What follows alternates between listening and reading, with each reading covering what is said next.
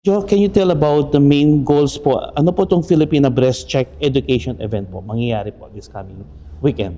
Okay. So, paliwanag ko lang. Before that, gusto ko i-greet ng magandang hapon, ng magandang umaga ang mga nanonood sa atin ngayon. And itong Filipina Breast Check Education Event ay nagsusuporta ang grupo namin, ang Filipino Friends of Immigrants in Manitoba, kasi nga sa magandang layunin nila na magkaroon ng awareness tayo about itong breast check. Kasi ang alam ko, nag-decline yung mga nagpapacheck, yung nagpapa-examine. Tapos, yung breast cancer naman, nag-i-increase. So, I think it's about time na pag-usapan kasi parang nanlalamig yung mga kababayan natin o siguro maaring busy sila kaya hindi nakakapag-check. Pero kailangan nating unahin at bigyan ng prioridad ang ating health. Nabanggit nyo po kanina, medyo nagdi-decline na po yung parang statistics po natin, no? So parang itong event na ito magkakaroon tayo siyang info, no? Info guide. So, anong in-expect naman po ng ating mga attendees po dito sa event po natin?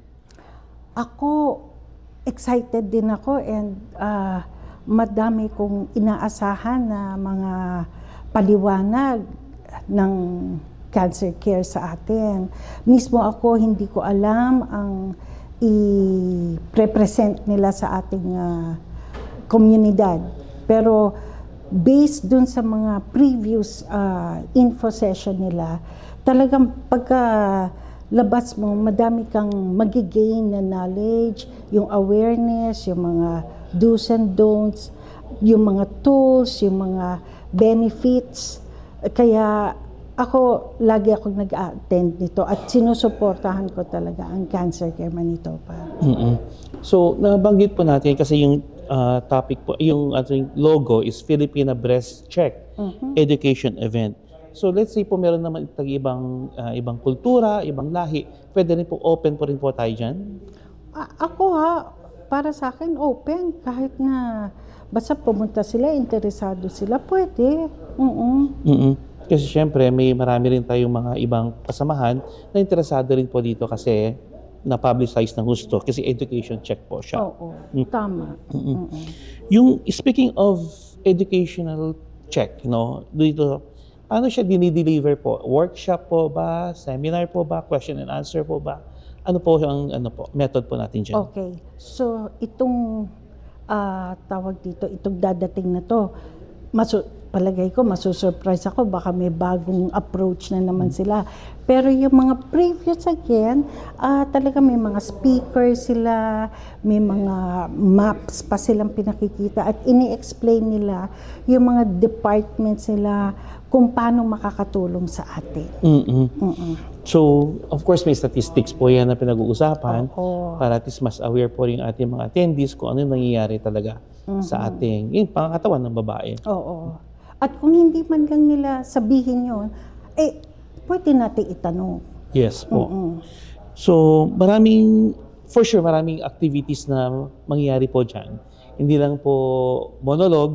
Of course, siguro may mga anong mga gagawin po nila during the seminar po? Tawag dito, kasi iba-ibang speakers ang alam kong pupunta. So, iba-ibang topic.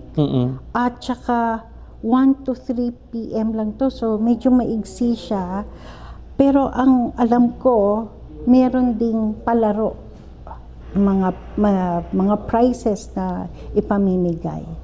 Pero, importante sa lahat, yung awareness natin, yung knowledge na makukuha natin dito sa info session na to.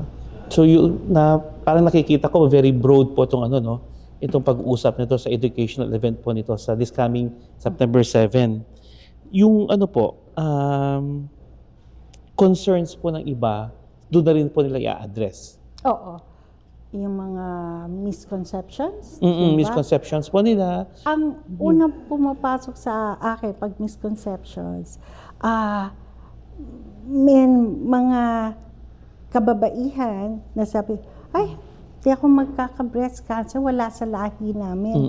Ay, hindi, pwede pa rin, posible pa rin. Of course, meron rin yung misconception, yung cultural, alam mo na, yung Yes. ang hirap lumabas, ayaw ipagsabi, di ba? Madaming mga issues na kung bakit hindi nagpapacheck ang mga kababaihan o sabagay kahit kalalakihan din pwede magka-breast cancer, no? Ang karamihan dyan busy sa trabaho, yung iba nahihiya kasi syempre private part, yung iba masakit, yung iba sabi, paano yun, flat-chested ako. So ang daming pwedeng pag-usapan talaga tungkol dito sa breast check na ito. So maganda itong event na rin po to, Ate Jo, is yung in-empower natin, no, yung women sa awareness, no, dito sa breast check. Ay, oo naman. At saka paano i-control yung health natin, of course. Yes. Oo. So ano po, yung Filipino community po, gaya po ninyo, kayo po isang leader po sa Filipino community. Naku, leader talaga. Paano yung support naman po natin dito sa ating mga Filipina, mga babae, kababaihan? Okay. Ako mismo, tawag dito, minsan na may lumalapit sa akin, no? Pero syempre, hindi naman para sa lahat dahil nag-iisang tao lang ako, di ba? Pero may mga nasamahan na ako na yung iba walang kamag-anak. Tatawa, ate, mayroong nakita sa Tesco. Takot, baya mo, sasamahan kita. Nasasamahan ko. Minsan nga, ako pa'y nag-aaral mag-dialysis yung tao. Pero, tawag dito, hanggat maaari, kung may lumapit at may problema, tinatry namin talagang ayusin, makatulong. Tsaka meron din tayong mga kababayan na tumutulong. Kilala natin sila Lila Castro, diba? Marami pang iba. So marami tayong support services po dito sa ating sa Filipino community. No? Madaming mababait sa ating community. Of course, pag nabanggit mo kanina, meron na siyang nararamdaman, sinasamahan po natin. After that po, may follow-up po tayo sa kanila, may monitoring po tayo. Pag yung ito dun sa breast check, sa cancer care, no? Sila na ang bahala doon. Ngayon, minsan lumalapit sila, lalo na nung pandemic, walang sasakyan, walang makakasama. If I remember it right, yung time na yun, may pa-taxi eh. Pero hindi ko masasabi kung meron pa rin yun.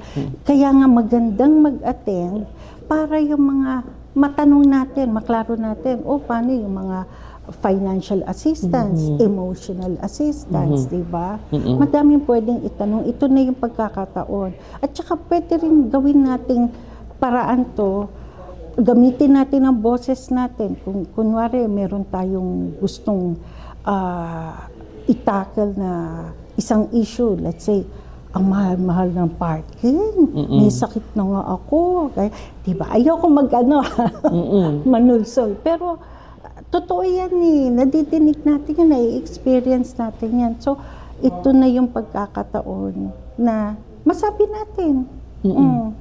So, hindi lang pala breast check ito. So, may mga other factors din pala na pwedeng i-add-ons, no, on the side, kung sakasakali. Gaya ng sinabi ko kanina, hindi ko alam yung pinaka-program nila, kung ano yung magiging topic nila. I would assume na ito yung sa mammogram, di ba? I-encourage sila. They will talk about cancer talaga, yung breast cancer. So, ako naman, dahil madami rin ako tanong, kukunin ko itong pagkakataon na to. Kung hindi nila ma-discuss, tanungin ko. Tama po kayo. So, ilang years na po natin ginagawa ito, te? Naging active kami, sumuporta na kami sa Cancer Care Manitoba since 2016. Yun ang first event namin with them. And nagtuloy-tuloy, hindi na ako hindi na kami bumitaw. Ako mismo, member ako nung advisory group, yung newcomer, underserved population. Talagang, I make it a point na makaka-attend ako ng mga meetings lagi, at kung may kailangan pang serbisyo, tumutugon ako sa pananawagan ng cancer care. So, ang ganda nitong envision po nangyari po nito. Paano mo man ito naisip Bigyan mo kami konting history. Paano nga ba? Kasi nandyan yan Ang ano mo talaga, health kailangan natin yan So, para bang isang bagay na kailangan nating bigyan ng time, mag-volunteer. Kaya naging active ako sa kanila. Kasama ko sila, Ray Sanggalang noon. Kami, nag-a-attend kami. Sila Eric Francisco, yan. Wow. So nakaka-excite pala ng September 7, no? Hindi lang pang babae, pwede din pang lalaki, nabanggit niyo po kanina. Pwede. Kasi, alam mo, ito, kunwari, hindi naman porket nag-attend ka, kailangan na may sakit ka, diba? Kasi, ako mag-a-attend, maaaring hindi ko magamit para sa akin, pero nakunwag naman, diba, sa kaibigan, sa pamilya, tapos maipasa mo yung knowledge na yun doon sa natutunan mo doon sa info session. Nakakatulong yan. Tsaka yung emotional support. Of course, pwede ka rin magbigay ng advice just in case tayo mga lalaki, kami mga lalaki, merong karamdaman yung ating misis, alam natin kung paano siya treat. Special. Exactly. Yun po. So again, sa community naman po, yung support po natin, alam po natin, awareness po tayo. Of course, beyond is the education event. On top po dyan po, ano po yung next level po natin dyan? Iintayin ko ang cancer care, kung ano ang next step nila. Kung ano man yun, nahihingin sa atin, suporta ulit, kung kakayanin. So, basta importante, nag-disseminate tayo para sa kanila. So, last 2 questions po, last 3 pala. Yung, I know you're very active. Paano natin ito collaboration and partnership sa community po natin? Okay.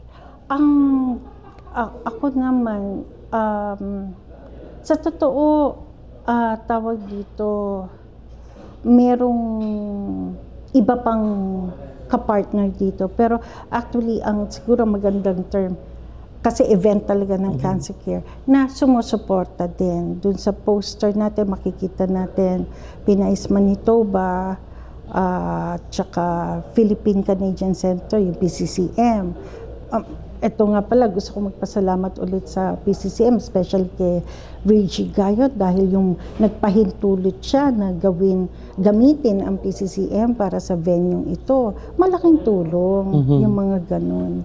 Kaya nagpapasalamat ako dun sa mga talagang nagsusuporta ng mga organisasyon. Actually, nakausap ko si John Rances ng Mindanaoan, sila Nanay Clarita ng Bulacan Association, at ang BIBAC din.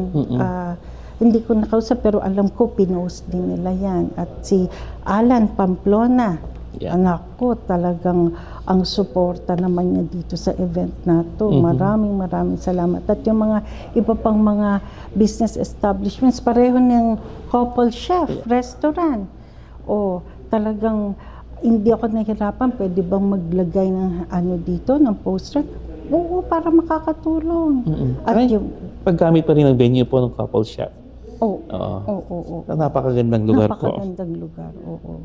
So ito yung mga partners po natin, champions po talaga ito mga to sa pagbo-volunteer. At the same time, yung social media rin po natin very important dito. Oo, napaka-importante. Tsaka kailangan tawag. Yes Personal call.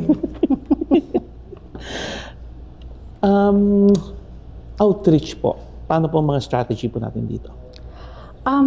Ako, ang cancer care, sabi, may mga posters tayo dito. So, sabi sa akin, ilan ang kailangan mo? Pwede na ba 50? Sabi ko, hindi. 30 lang.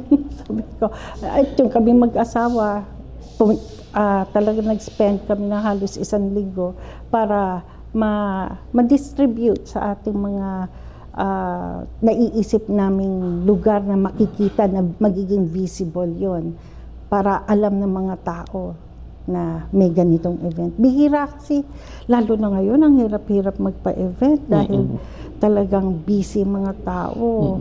Tsaka summertime, halos nasa labas lahat sila. Ayun pa. Bakasyon, papasok na rin yung school. Last 2 questions, te. Invite po tayo kung kailan magaganap yan, anong araw, at saka saan lugar po. Okay. So, ito, gaganapin sa September 7, itong coming September 7, Sabado yun, 1:00 hanggang 3:00 ng hapon sa Philippine-Canadian Center, PCCM, mas kilala sila as PCCM. At sana magkita-kita tayo doon at ma-appreciate na rin natin ang tulong ng Cancer Care Manitoba kasi itong mga taong to, wala silang pasok pero nag-ano sila ng time para sa atin. So, pakita natin yung appreciation at maging tayo curious sa mga ipapaalam na mga impormasyon. Malay natin, meron pa, di ba? Yung iba natatakot kasi masakit daw. Baka dahil high-tech na ngayon, iba na yung mga machine, hindi mo na mararamdaman yung sakit. Tingnan natin, malaman natin. Ano tayo, pwedeng walk-in ba? Libre po to or sige po? Libre. Pero ang aming organisasyon, magbibigyan naman ng konting snacks kasi syempre parang hindi natin alam, baka yung iba hindi pa nakakain. Pero light snacks lang. Okay po. Again, lastly po, invite po natin September 7, 1 to 3. Ate Jo. Okay. September 7 po, Saturday, magkita-kita po sana tayo sa itong event na to, Filipina Breast Check Education Event. Gagawin po ito sa Philippine-Canadian Center of Manitoba or PCCM. Malaki po ang parking lot nila dyan, kaya hindi kayo mahirapan mag-park. At saka hanggang 1:00 hanggang 3:00 lang naman ng hapon. Sana bigyan nyo ng time para na rin sa atin, sa ating kaibigan at kamag-anak. At magkita-kita po tayo doon. Maraming salamat. Maraming salamat sa iyo, Aldius.